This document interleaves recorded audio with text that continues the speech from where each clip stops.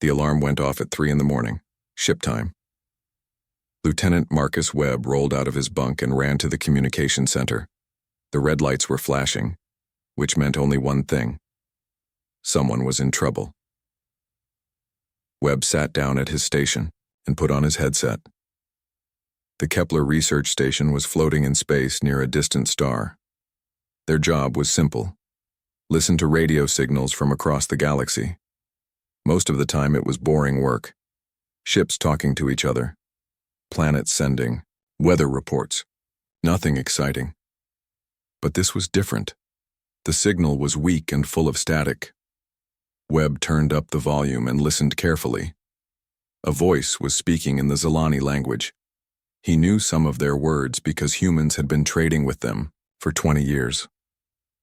"Help us," the voice said. "Ships everywhere. Big ships. They are killing everyone. Our world is dying. Please, someone help us." Then the signal cut to nothing. Webb felt cold inside. The Zilani were good people. They looked like tall, thin deer with big eyes and soft voices. They never hurt anyone. They grew beautiful flowers and made art from colored glass. Their children had visited Earth last year, laughing and playing with human kids in the parks. He called his boss, Commander Sarah Price. She came running in her pajamas. "Play it again," she said. Webb played the recording 3 times. Price's face got more worried each time. "Send this to Admiral Chen right away," she ordered. "Emergency priority." The message traveled through space at light speed. It took 6 hours to reach the human fleet near the edge of known space. Admiral Sarah Chen was drinking coffee in her office when the communication came in. Chen was 50 years old, with gray hair and scars on her hands from her time as a fighter pilot. She had seen many battles, but she had also seen the Zilani homeworld. It was a peaceful place with crystal cities and floating gardens. The Zilani had never built weapons of war because they never needed them. She read the message twice, then called up the star charts on her computer. The Zilani system was far away, very far. Even using the fastest hyperspace jumps, it would take 3 weeks to get there with the main fleet. 3 weeks was too long. By then, everyone would be dead. Chen walked to the bridge of her ship, the UES Retribution. It was the biggest warship humans had ever built. The crew looked up when she entered. They could tell from her face that something was wrong. "Get me long-range sensors," she said. The sensor officer worked at his controls. Images appeared on the main screen. The Zilani system looked normal from this distance, but as they watched, stars began to disappear. One by one, the lights went out. "The planets are going dark," the officer said quietly. "Something is blocking the light." Chen knew what that meant. Enemy ships. Lots of them. She thought about the Zilani children who had visited Earth. A little girl named Kayla had asked her why humans had so many soldiers. Chen had tried to explain that sometimes bad people tried to hurt good people, and soldiers were there to stop them. "But why do the bad people want to hurt anyone?" Kayla had asked with her big, innocent eyes. Chen had not known how to answer that question then. She still did not know now. But she knew what she had to do. "Get me Captain Rodriguez, Captain Park, and all the other ship commanders," she ordered.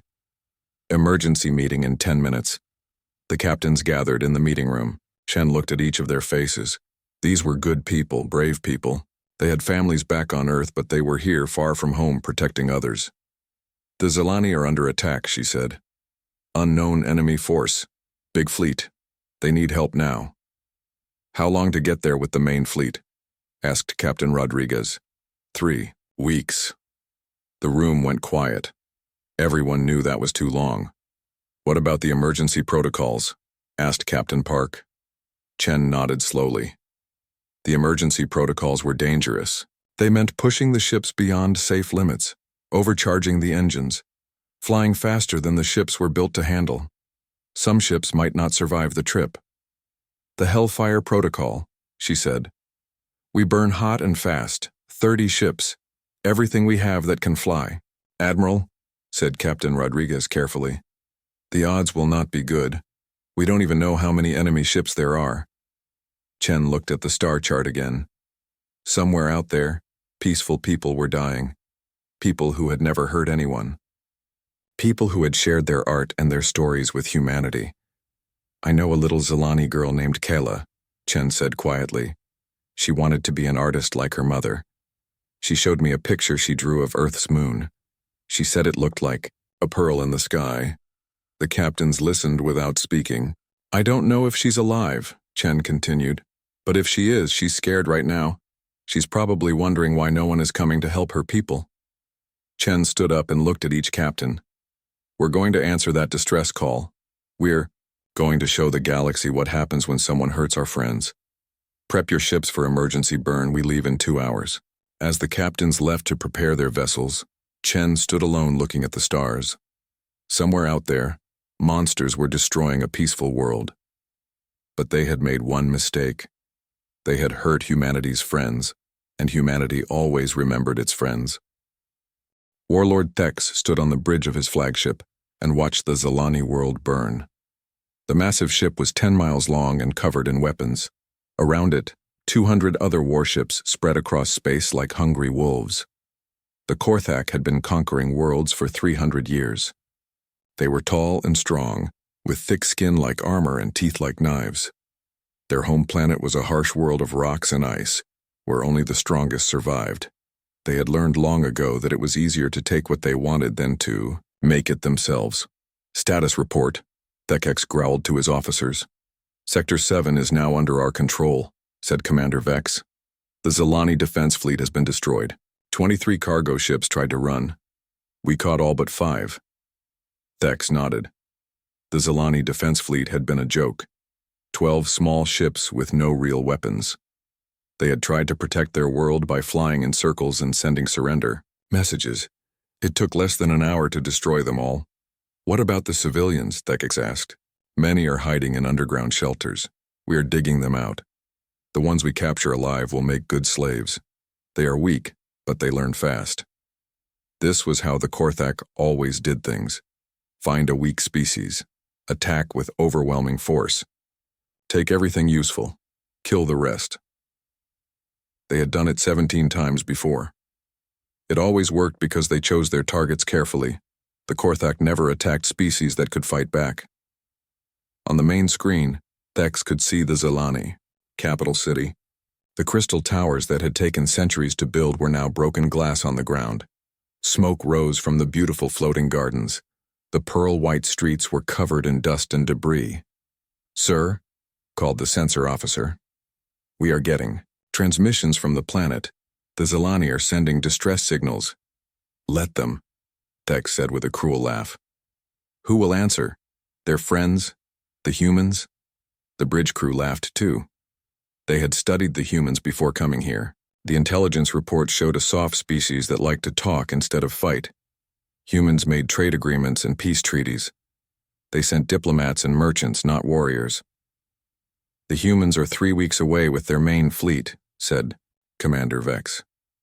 By then, we will be long gone with our prizes. Thekex looked at the data files about humans. They were small and weak compared to Korthak. Their ships were smaller too. Their weapons looked primitive. Most importantly, humans seemed to care about things like civilian casualties and war crimes. Such weakness disgusted him. Sir, the communications officer said, we are receiving a message from the Zilani government. They want to surrender. Too late, Thex said. We already have what we came for. Continue the operation.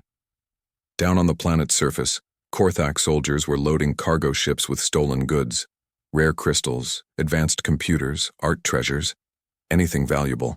The Zilani who tried to stop them were shot or taken as slaves. In the underground shelters, families huddled together in fear. Parents held their children and whispered that help was coming. But the children could hear the explosions getting closer. Keela, the little Zilani girl who had visited Earth, was hiding with her mother in a basement beneath their art studio. Her mother had made beautiful glass sculptures that were now broken on the floor above them. Mama, Kayla whispered, will the humans come to help us like they promised? Her mother did not know what to say. Earth was so far away. How could the humans possibly get here in time? Back on the Korthak flagship, Warlord Thex was planning the next phase of the attack. The Zelani had 3 colony worlds nearby, small planets with mining operations and research stations. They would be even easier to conquer than the homeworld. Set course for the mining colonies, he ordered. We can strip those worlds clean in 2 days. Sir, the sensor officer called out. I am detecting ships at the edge of the system. The Kex looked at the sensor display. Several small dots appeared on the screen, moving toward them from hyperspace. How many ships? He asked. 30, sir. They appear to be human vessels. The bridge went quiet for a moment. Then Thex began to laugh. 30 ships? Against his fleet of 200? The humans are even more stupid than I thought, he said. 30 ships cannot even damage our shields. This will be over in minutes. Commander Vex studied the sensor readings more carefully. Something seemed wrong, but he could not figure out what it was. Sir, he said slowly, the human ships are moving very fast, faster than our intelligence report said they could move. So what? Thex snapped. Speed means nothing without firepower. How many weapons do they have? Unknown, sir, but based on their ship sizes, they cannot carry much. Thex looked at the tactical display. The human ships were still hours away. Plenty of time to finish looting the planet and prepare for battle. Send a message to the human fleet, he ordered. Tell them they have one chance to surrender. If they turn around now, we might let them live. The communications officer sent the message and waited for a reply. When the answer came back, it was short and clear. The voice spoke in perfect Korthak, language with an accent that sounded strange but determined. This is Admiral Sarah Chen of the Human Defense Fleet. You have one opportunity to withdraw from Zelani space. You will not receive another warning. The bridge crew burst out laughing. One opportunity? The humans were giving them an ultimatum? Warlord Thax had conquered 17 star systems. He had destroyed countless fleets. He had never lost a battle. These humans were either completely insane or too stupid to understand how badly outnumbered they were. No reply, he ordered. Let them come. When this is over, we will add human slaves to our collection. But Commander Vex was still studying the sensor readings. The human ships were not just moving fast. They were moving at speeds that should be impossible for vessels of their size. Their engine signatures showed heat levels that should have melted. Their hulls. The humans were flying ships that should have been dead in space. Sir, Vex said quietly. Perhaps we should be more careful. Something is not right about those ships. Vex turned and glared at him. Are you afraid of 30 human ships, Commander? Vex straightened up. No, sir. Of course not. But deep down, he was beginning to wonder if the Korthak intelligence reports had missed something important about humans. Something that might get them all killed. On the planet below, the explosion stopped for a moment. In the basement shelters, the Zelani looked up at the ceiling and dared to hope. High above them, 30 human ships raced through space like arrows of fire, burning hot enough to light up the darkness. And in the lead ship, Admiral Chen gave the order that would change everything. All ships prepare for combat. Show them what happens when you hurt our friends. The human fleet dropped out of hyperspace like falling stars. But something was very wrong with what the Korthak sensors were seeing. Sir, the sensor officer called out, his voice shaking. The human ships are showing impossible readings. Warlord, Thekex moved to the sensor station and looked at the display. The numbers made no sense. The human ships were burning far hotter than any ship should be able to survive. Their engines were putting out 3 times more power than their maximum rated capacity. Your sensors are broken, Thex growled. Ships cannot fly like that. I have run diagnostics twice, sir. The sensors are working correctly. The humans have somehow overcharged everything. Their engines, their weapons, their life support systems. They are flying machines that should have exploded hours ago. Commander Vex studied the tactical display with growing worry. The human ships were moving in a formation he had never seen before. They were not trying to protect each other like normal fleets did. Instead, they were spread out like they were planning to attack from all directions at once. Sir, Vex said carefully, perhaps we should call for reinforcements. Vex turned and stared at him with burning eyes. Reinforcements? Against 30. Ships, are you a coward, Commander? No, sir, but these ships are not acting like our intelligence report said they would. Thekex looked back at the display. The human ships were still 2 hours away, but they were moving faster than anything he had ever seen. They were also broadcasting on all frequencies. The same message over and over in dozens of different languages. What are they saying? He asked. The communications officer translated. They are warning all Korthak forces to surrender immediately. They say anyone who harms civilians will be shown no mercy. The bridge crew laughed, but the laughter sounded forced now. There was something about the way the humans were flying that made everyone nervous. Send half our fleet to intercept them, Thex ordered. 100 ships should be more than enough. But Admiral Chen had been expecting this move. She watched. The Korthak fleet split up and smiled grimly. The enemy was doing exactly what she wanted them to do. All ships, she said into her communicator, execute Operation Righteous Fury. Remember, we are not just fighting for ourselves. We are fighting for every innocent life in this system. The human ships suddenly changed course. Instead of flying straight toward the enemy, they scattered in different directions.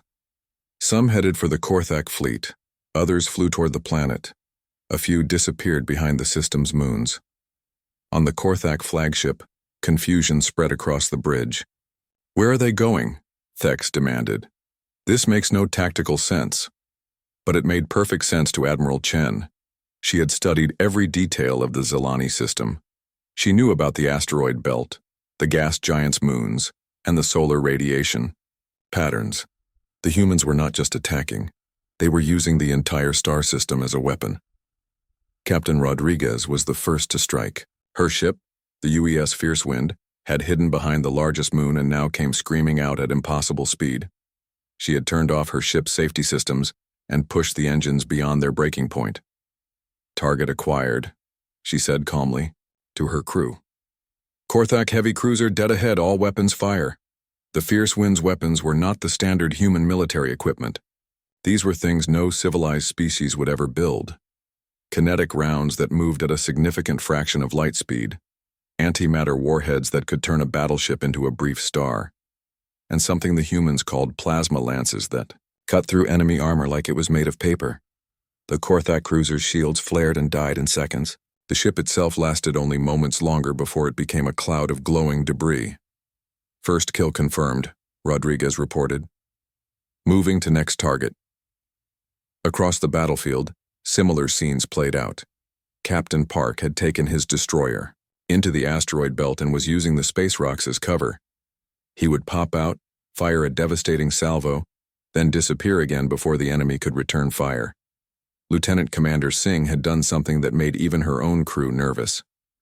She had flown her ship directly into the corona of the system's star, using the massive solar radiation to hide her approach.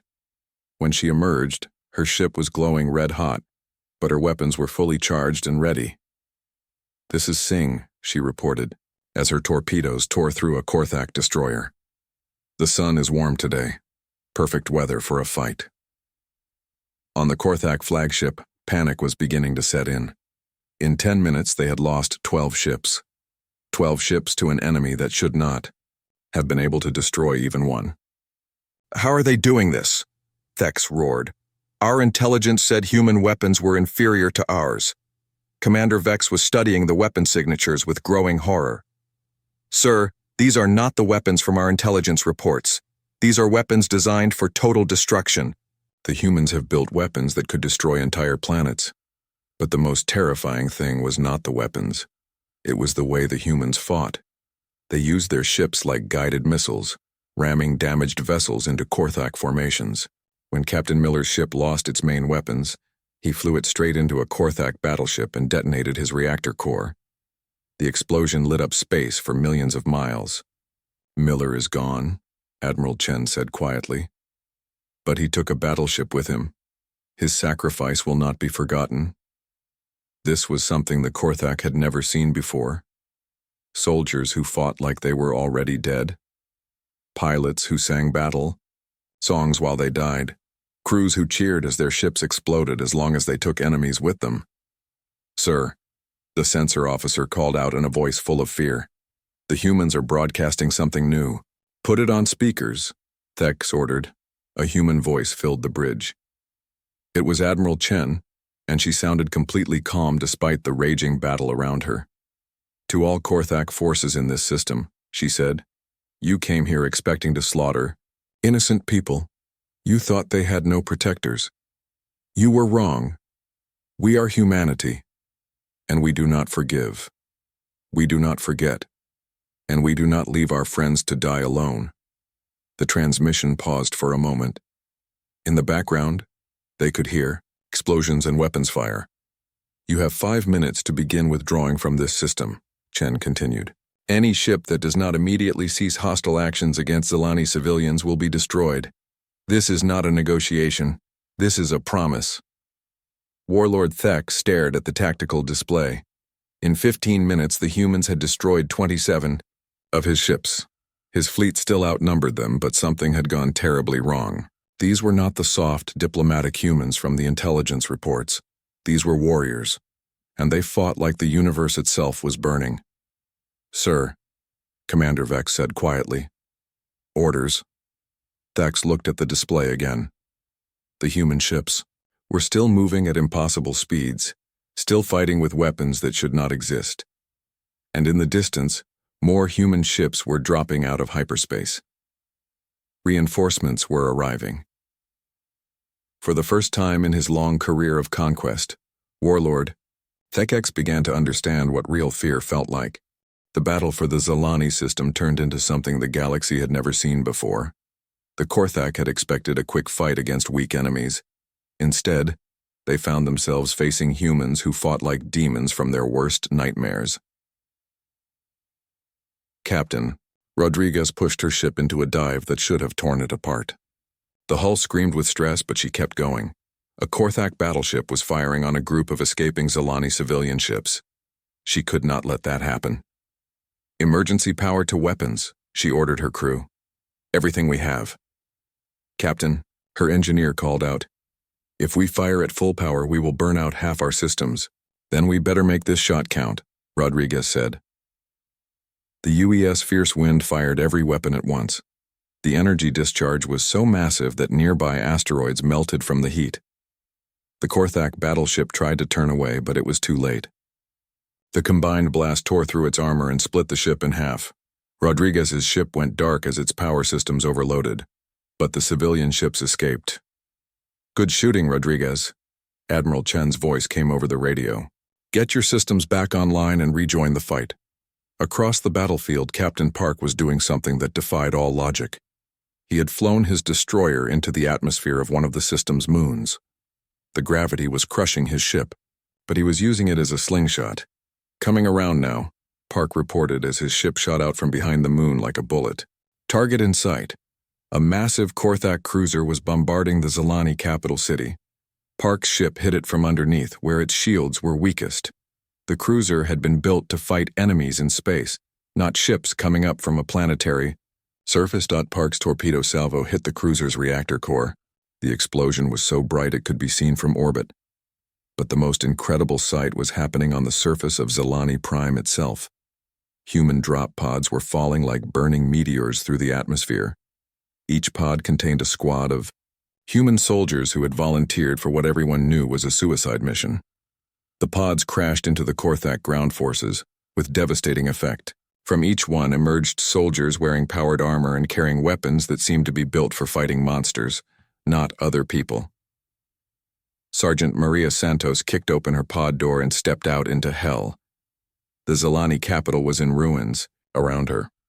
Korthak soldiers were everywhere, dragging civilians from hiding places and loading them onto slave ships. "Second squad on me," she called to her soldiers.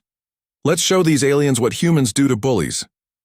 The Korthak ground commander had thought his soldiers were tough. They were 7 feet tall with natural armor plating and claws like knives. But when the humans attacked, he learned something new about terror. The humans did not fight like any species he had ever seen. They charged straight at superior numbers. They used explosives with no regard for their own safety. And strangest of all, they sang while they fought. Santos led her squad in an old Earth battle song as they stormed a Korthak position. The aliens had taken cover behind the wreckage of a Zilani art museum. Inside, Dozens of civilian families. "We're trapped. Smoke grenades," Santos ordered. "Then we go in hard and fast." The humans disappeared into the smoke like ghosts. The Korthak soldiers fired blindly, but the humans seemed to know exactly where each enemy was hiding. One by one, the aliens fell. When the smoke cleared, Santos was standing over the Korthak. "Commander," her weapon pointed at his head. "Let the civilians go," she said in his language. "Now." The commander looked around. All of his soldiers were dead. The humans had fought through superior numbers and won without losing a single person. "How?" he whispered. Santos smiled coldly. "We fight for something bigger than ourselves. You fight only for greed. That makes all the difference." Meanwhile, in space the battle was reaching its climax. Warlord Thex had lost over half his fleet, but he still had more ships than the humans. He was preparing for one final assault when something impossible happened.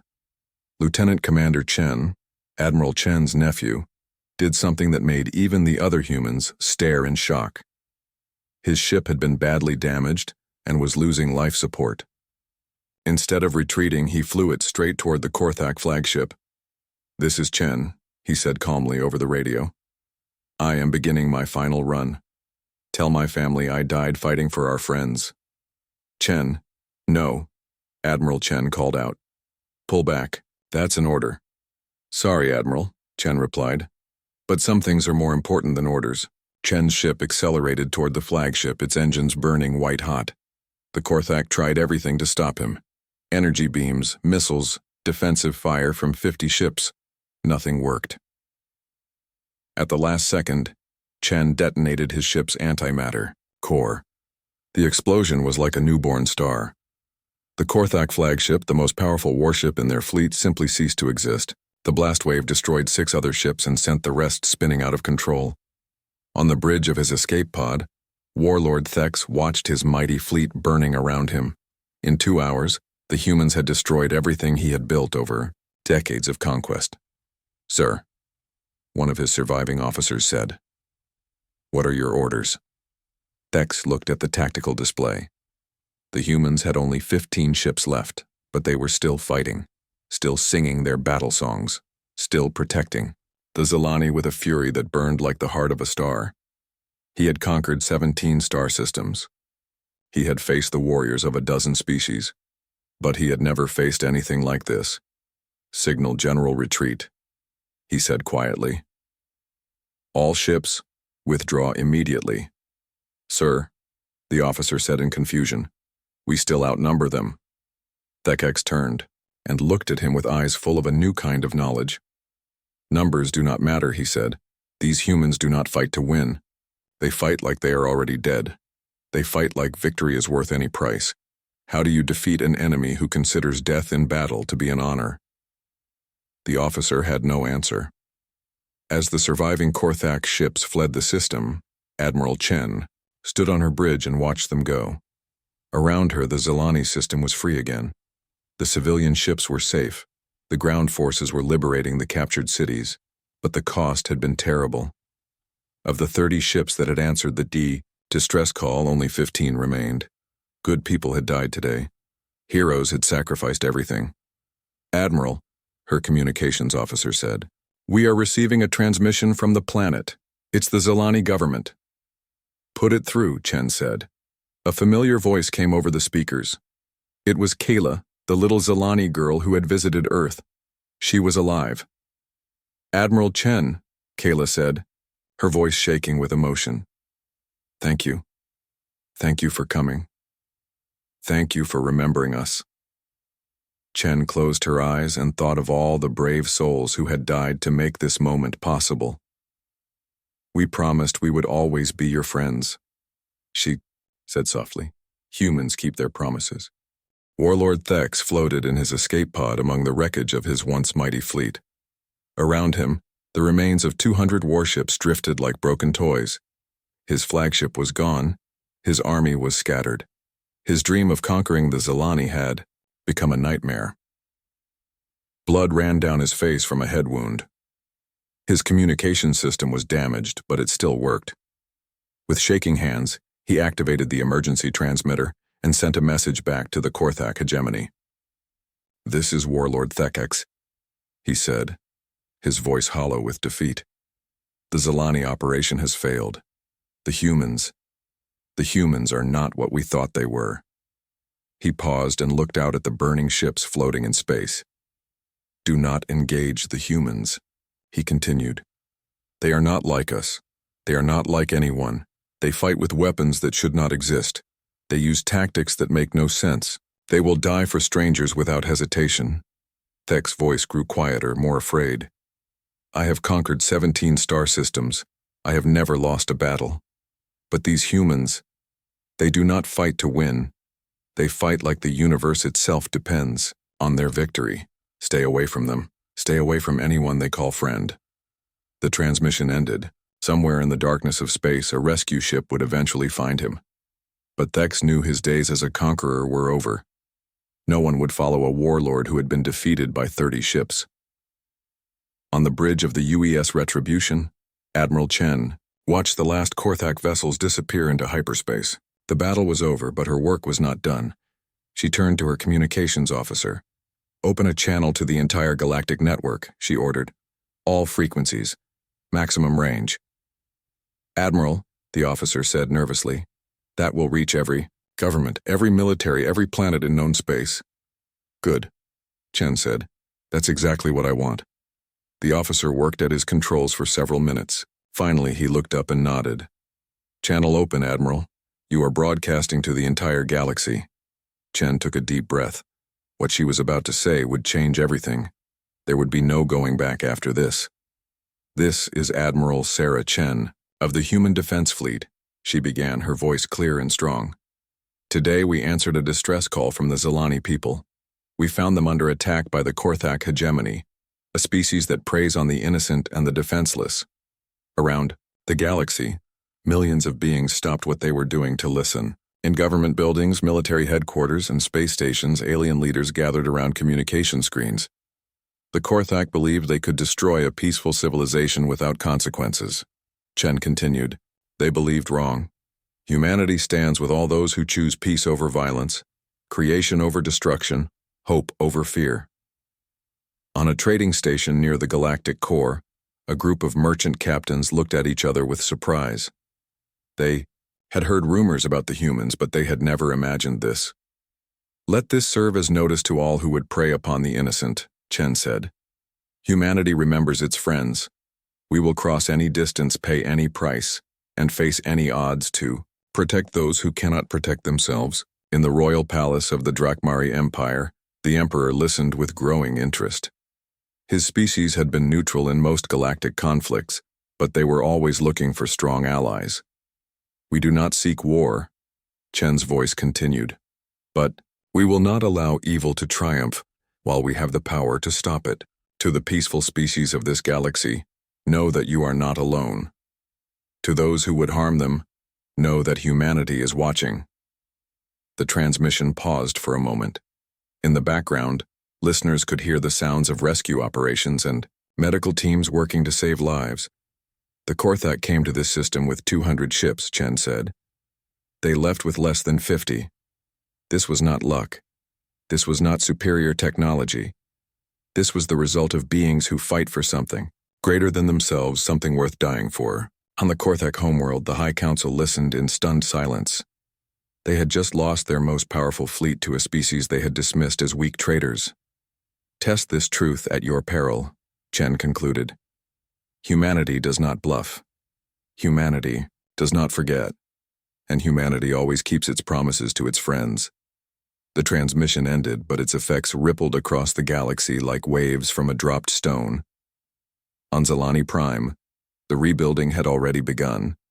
Human engineers worked, alongside Zalani civilians, to repair the crystal towers. Human doctors treated the wounded without asking for payment.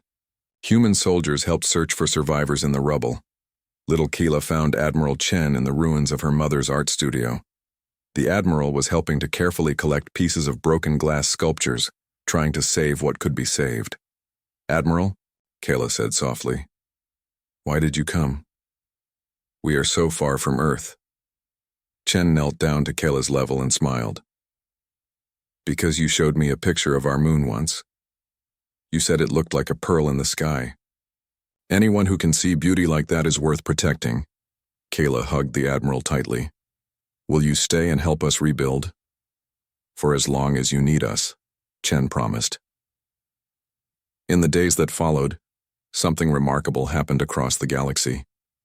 The story of the battle spread from system to system, growing larger with each telling. But the important details never changed. 30 human ships had faced 200 Korthak vessels, and won. They had done it not for conquest or glory, but to protect innocent people they barely knew. The galaxy began to take notice of humanity in a new way. Pirates planning to raid peaceful colonies asked a new question before they attacked. Are they friends with the humans? Slavers looking for easy targets checked the trade records. Do humans visit this world? Warlords planning conquest studied the star charts. Is this system under human protection? The answer to any of these questions could mean the difference between an easy victory and a fight to the death against enemies who would never surrender. A new phrase began to spread through the underworld of galactic civilization. When criminals talked about targets to avoid, when pirates shared warnings, when anyone with evil intentions planned their next move, they would ask, are they friends with the humans? Because the galaxy had learned something important that day. Humanity did not just answer distress calls with ships and soldiers. When the innocent cried out in the darkness, humanity answered with fire, and evil would burn. The message was simple and clear. Touch our friends and face the consequences. The universe would never be the same.